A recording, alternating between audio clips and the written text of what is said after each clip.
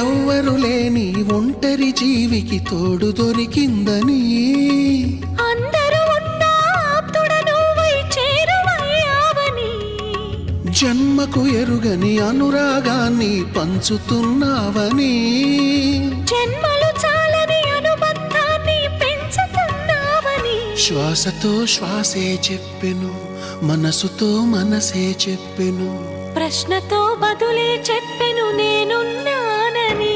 నేనున్నానని నీకేం కాదని, నిన్నటి రాతనే మార్చేస్తానని.